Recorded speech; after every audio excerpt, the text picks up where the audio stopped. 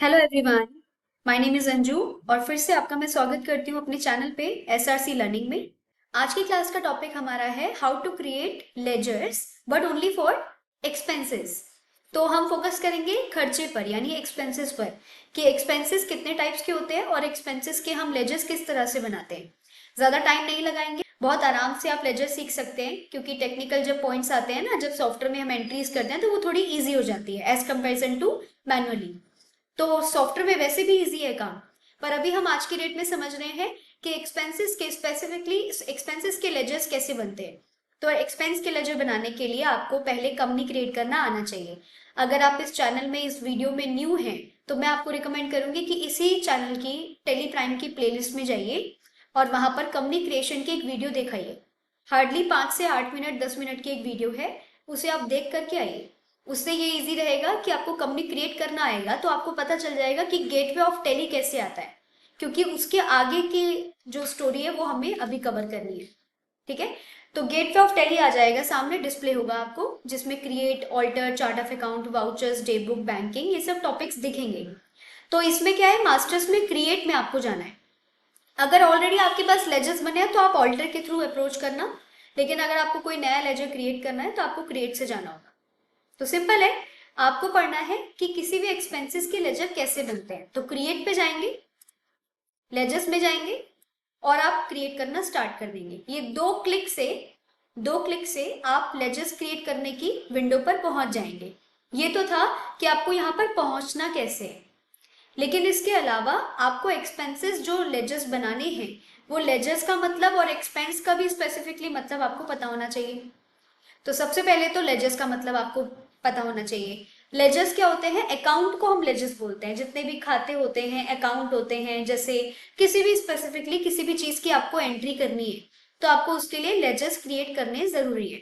जैसे आपको salary payment की एंट्री करनी है तो डेली रूटीन में सैलरी की एंट्री तो होगी, इलेक्ट्रिसिटी बिल की एंट्री होगी, या वाटर बिल की एंट्री होगी, या बोनस की एंट्री होगी। तो इन सभी ट्रांजेक्शन्स में डेबिट और क्रेडिट करने के लिए आपको लेजर्स चाहिए होंगे। वो लेजर्स बाय डिफॉल्ट टैली में ऑलरेडी सिर्फ दो बने हुए होते हैं, एक कैश और एक प्रॉफिट एंड लॉस अकाउंट। इन दोनों के अलावा आपको लेजर्स खुद क्रिएट करने पड़ते हैं individually, company to company depend करता है।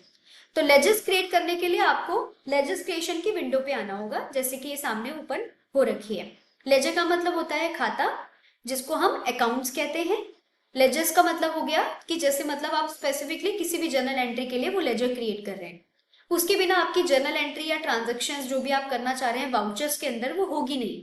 अब हम समझते हैं कि एक्सपेंसेस का मीनिंग क्या है और एक्सपेंसेस कितने टाइप्स के होते हैं।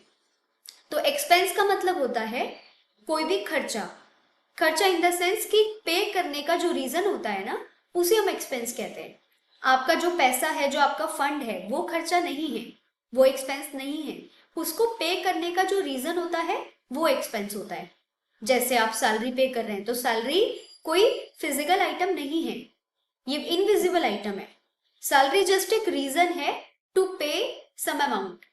तो जब एक्सपेंस का आप डेफिनेशन पे आते हो तो उसमें ये समझना जरूरी है कि एक्सपेंसेस एक इनविजिबल आइटम है जो सिर्फ एक रीजन होता है पे करने का। अगर आपके पास से कैश किसी और के पास जा रहा है, आपकी कंपनी से दूर जा रहा है, आप किसी को पे कर रहे हो of any kind of reason, तो वो आपका रीजन एक्सपेंस कहलाता है। उसमें भी अलग अलग पार्ट्स हैं जो अकाउंटिंग टर्म्स के थ्रू आपको समझ में आएंगे धीरे धीरे करके। सबसे पहले एक्सपेंस को समझते हैं। तो एक्सपेंस मतलब पे करने का जो रीजन है वो एक्सपेंस है। इतना क्लियर है। अब एक्सपेंस में दो क्वालिटी यानी कि दो डिवीजन आते हैं। एक आ गया डायरेक्ट एक्सपेंस, एक आता है इनडायरेक्ट एक्सपेंस। डायरेक्ट एक्सपेंस वो एक्सपेंस होता है जो आपका डायरेक्टली मटेरियल और मैन्युफैक्चरिंग से रिलेटेड होता है, और इनडायरेक्ट एक्सपेंस वो एक्सपेंस होता है जो आपका मैन्युफैक्चरिंग या मटेरियल से डायरेक्टली कोई लिंक्ड नहीं है उसका, उसको इनडायरेक्ट एक्सपेंस कहते हैं।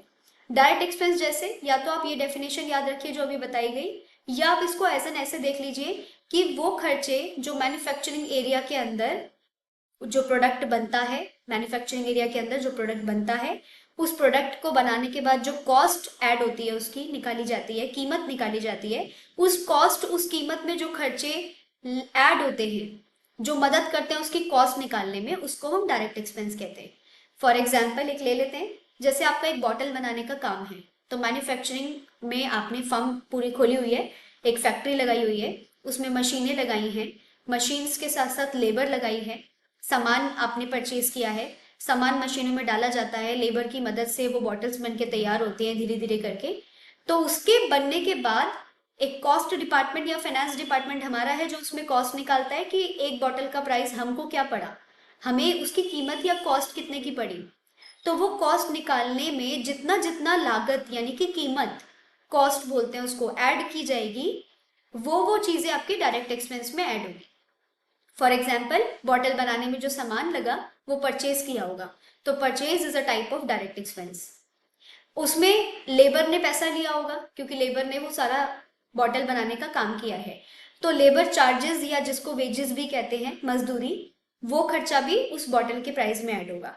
इसके अलावा उस सामान को लाने ले जाने का जो कैरेज और फ्रेट नाम का, कार्टेज नाम का जो किराया लगता है, उसको ये 3 नामों से जाना जाता है, तो वो खर्चा भी इसमें ऐड होगा।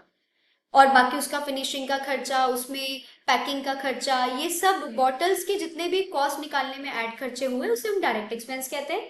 और जो इन कॉस्ट में ऐड नहीं होता उसे हम इनडायरेक्ट एक्सपेंस कहते हैं। जैसे इलेक्ट्रिसिटी बिल पे कर रहे हैं, या हम वाटर बिल पे कर रहे हैं, या हम ऑफिस का रेंट पे कर रहे हैं, तो ऑफिस के रेंट से आपका मटेरियल बनने का कोई लिंक नहीं है, तो मटेरियल से डायरेक्टली लिंक्ड नहीं है, इसीलिए ये खर्चे जैसे rent, bonus, salary, commission, electricity bill, water bill, these are called indirect expenses. ठीक है, इसके और डीप में नॉलेज अगर आपको लेनी है तो इसी की प्लेलिस्ट बनी है अकाउंट्स की, उसमें आप एक्सपेंसेस और इनकम के बारे में और डिटेल में जान सकते हैं। इसमें हमारा फोकस सिर्फ अभी के लिए ये है ना कि हम टैली में उसको कैसे बनाएं, इसलिए हम उसका पहले ओवरव्यू ले रहे हैं। इतना तो क्लियर होना चाहिए कि एक्सपेंसेस में डायरेक्ट और इनडायरेक्ट की कैटेगरी कैसे डिवाइड होती है, ताकि आप यहाँ पर उसे इजीली बना पाए।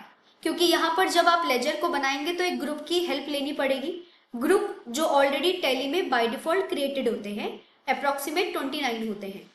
तो ये ग्रुप का यूज करके आप यहाँ पर लेजर सारे बना सकते हैं। ठीक है, तो लेजर्स का नाम आप नेम पे डालेंगे, उसका अंडर आप एक ग्रुप सेलेक्ट करेंगे, ग्रुप ऑलरेडी टैली में बने हुए हैं। ठीक है, उस ऑलरेडी बने हुए ग्रुप्स में एक्सपेंसेस में खाली एक्सपेंस नहीं आएगा, डायरेक्ट एक्सपेंस और इनडायरेक्ट एक्सपेंस आएगा, तो आपको उनके नेम्स लेने पड़ेंगे यहाँ पर। इसीलिए हमने ये लेक्चर में थोड़ा सा थ्योरी कवर किया। नाउ अब हम बढ़ते हैं प्रैक्टिकल की तरफ। ये लेजर की विंडो है, यहाँ पर आने का तरीका अभी थोड़ी देर पहले ही पढ़ा है। यहाँ पर आ जाएंगे, नेम पे हम लिखेंगे, जैसे कोई डायरेक्ट का एक एग्जाम्पल ले लीजिए, लाइक वेजेस, जिसको लेबर चार्जेस भी कहते हैं, वेजेस, एंटर। अलाइज पूछेगा, अलाइज जो वर्ड आएगा ना आपके सामने, इसका मतलब होता है इस लेजर का ऑल्टरनेट नेम, जो कि अभी एक्सपेंसेस में डालने का ऐसा नीड नहीं है तो हम नहीं डालेंगे, वैसे इसका ऑल्टरनेट नेम होता है। फॉर एग्जाम्पल, वेजेस को हम लेबर चार्ज भी कहते हैं, तो आप चाहते हैं कि लेबर चार्ज इसका सेकंड नेम बन जाए, तो यहाँ अलाइज में आप लेबर चार्जेस लिख सकते हैं। फिर क्या होगा, एक्सपेंसेस की जहां पर लिस्ट आएगी वहां पर दोनों नाम दिखाई देंगे, पर दोनों का अमाउंट एक ही बार आएगा। या तो वेजेस ओपन करेंगे तब भी वेजेस की रिपोर्ट दिखाएगा, लेबर चार्जेस ओपन करेंगे तब भी वेजेस की रिपोर्ट दिखाएगा। एक लेजर के अगर आपको 2 नेम्स चाहिए तब उस केस में आपको अलाइज यूज करना होगा। नेक्स्ट बढ़ते हैं। अभी फिलहाल लेजर की विंडो में मैंने पहले भी ये चीज का जिक्र किया हुआ है कि जब भी आप लेजर बनाते हैं या कंपनी क्रिएट करते हैं तो आगे आगे बढ़ने के लिए, यानी कि नीचे की तरफ बढ़ने के लिए, डाउन की का यूज ना करते हुए एंटर का यूज करना है या टैब का यूज करना है। टैब आपके कीपैड में लेफ्ट साइड में आता है, एंटर आपके राइट साइड में आता है।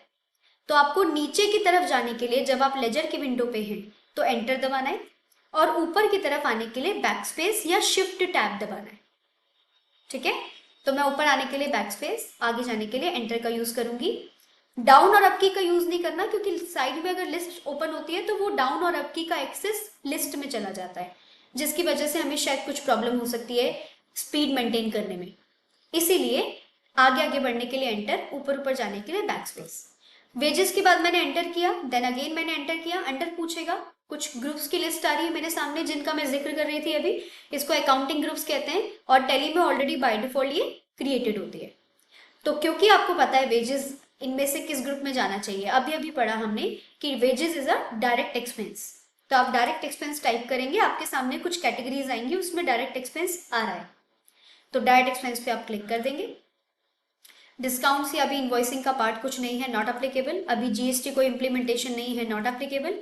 ये भी कैलकुलेशन के लिए भी कुछ नहीं चाहिए जीएसटी में, तो not applicable. Bank details wages की कुछ होती नहीं है, खाली छोड़ देंगे। एड्रेसेस पे तो वो आपको अलाउ भी नहीं करेगा, क्योंकि वेजेस का कोई एड्रेस नहीं होता, वेजेस कोई अथॉरिटी नहीं है। एंटर। बाकी वेजेस का कुछ लास्ट ईयर का बैलेंस है तो चढ़ाएंगे, अदरवाइज एंटर एंटर सेव। आप इनडायरेक्ट एक्सपेंसेस के भी लेजर्स क्रिएट कर सकते हैं। For example salary ledger, salary एक एग्जाम्पल ले लेते हैं फॉर इनडायरेक्ट एक्सपेंस। सैलरी लिखिए या सैलरी अकाउंट लिखिए या सैलरी पेड लिखिए, एक ही बात है। Enter enter. लेकिन अब की बार उसका ग्रुप हमें इनडायरेक्ट एक्सपेंस करना होगा, तो हम उसे इनडायरेक्ट एक्सपेंस पे क्लिक कर देंगे, then enter. Type of ledger is not applicable, same जैसे एक्सपेंस आप डायरेक्ट में किया वैसे ही करेंगे और इसे सेव करेंगे। सिंपल। तो ये डायरेक्ट एक्सपेंसेस और इनडायरेक्ट एक्सपेंसेस के लेजर बनाने का तरीका है। इसके बाद इनकी एंट्रीज आप अभी देखेंगे वाउचर्स में, जो अगले सेशंस में भी आपको दिखाई देंगी। अगर कभी बने हुए लेजर्स में आपको कुछ ऑल्ट्रेशन करना है या डिलीट करना है, तो ऑल्टर में जाएंगे और लेजर्स में जाएंगे, आपको लिस्ट देगा, जो भी लेजर आपको चेंज करना है डिलीट करना है उस पर क्लिक कीजिए। यहाँ से आपको कुछ ऑल्टर करना है तो ऑल्टर कर दीजिए, डिलीट करना है तो ऑल्ट डी दबा के डिलीट कर दीजिए।